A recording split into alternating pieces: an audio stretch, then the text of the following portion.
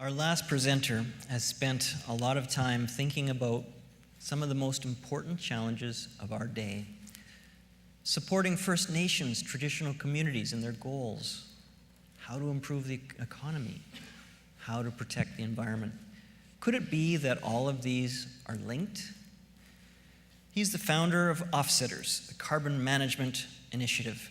He's a professor at the Sauder School of Management at UBC. He's at the forefront of imagining a new future. Please welcome James Tansey. Thank you, Sam and Lynn, for inviting me to speak at the Salon this evening. I think this is a great institution in a democracy, and I just wish we knew somebody, for instance, from MLA or somewhere in government who could encourage people to replicate this all over the province, because it's a fantastic institution. As the last speaker, I also get to thank all of the other inspiring and moving speakers who've come before me. I'm going to speak this evening about climate change, which is a topic that I think some people run away from or find depressing.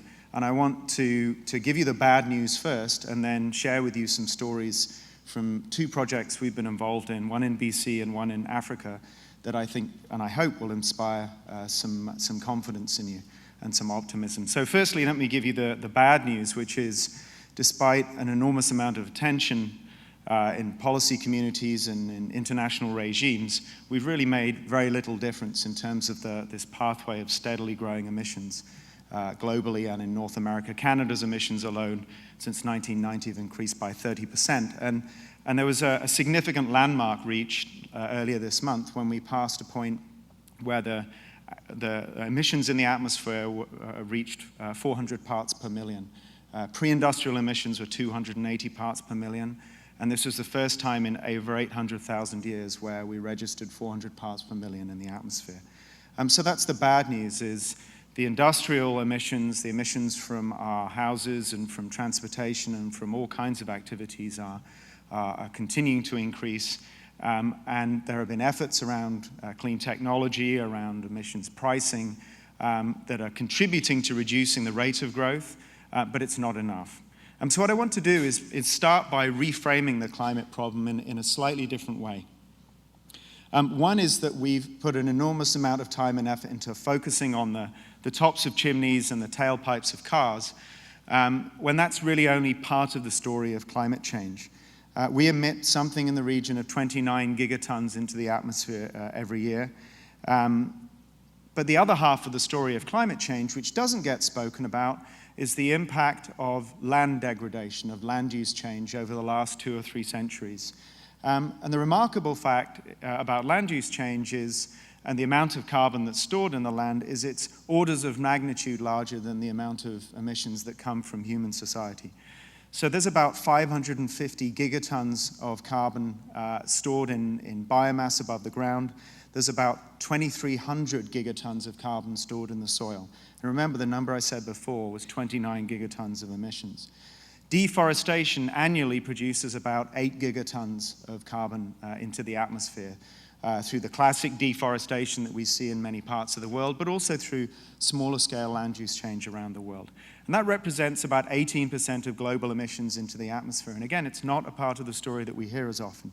If you add to that activities from land utilization, like agriculture in particular, rice paddies, for instance, and changes to wetland areas on the coast for agricultural production, we may be seeing something in the region of 30% of global emissions. But we just don't tend to talk about it. And in a country like Canada, which has this vast land base, I think it's important that we look at those. The second piece of the story about climate change, this reframing, is that alongside the degradation of the atmosphere through enhanced greenhouse gas emissions, we've also seen the degradation of forests, of wetland areas that provide a source of subsistence to millions, if not hundreds of millions of people. In fact, the world's poorest people tend to be those who rely on the forest resources and on the wetland resources and on the mangroves for subsistence. And that the loss of those forests, the threat of climate change, makes them even more vulnerable. So there's the bad news, there's the pessimistic piece.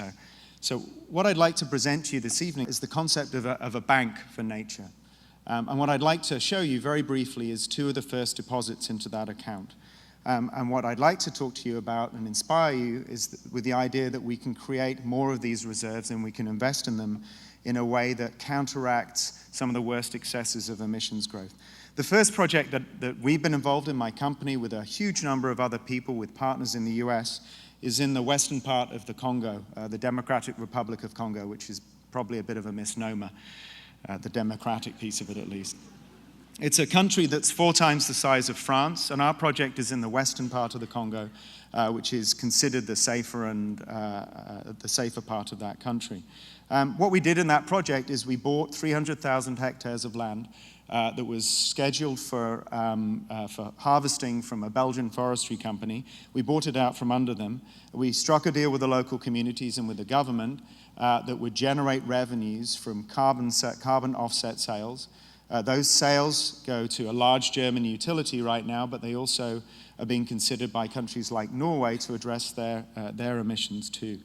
The interesting piece of this story, and this is a shot from the region, but the interesting piece of this story is the human part of the story, not just the environmental piece. 71% of the population in this region live below the globally defined poverty line. The average GDP per capita is in the region of $350 per annum per person. We'll generate 175 million tons over 30 years through the protection of this forest. And we'll generate 5 million tons annually. We've employed 81 people within this region. We're building 19 schools and health centers across the region. It'll generate $10.5 million of revenue when the project's fully sold out. And that represents a doubling of the GDP per capita for the 32,000 people that live in that region. So it's a remarkable story. We've been very fortunate to be involved in it, but it's one where we can see an investment in environmental goods, in natural capital, translate into enormous social benefits. And this isn't simply a handout. This isn't simply aid. This is an investment into job creation. The second project on our doorstep is the Great Bear Rainforest Project. Some of you in this room have been involved in it. You've seen the campaign behind it. The revenue from the sale of offsets from this project translate into around $7 million per annum in revenue into those communities for job creation. So the best way to tell this story is with a very short video.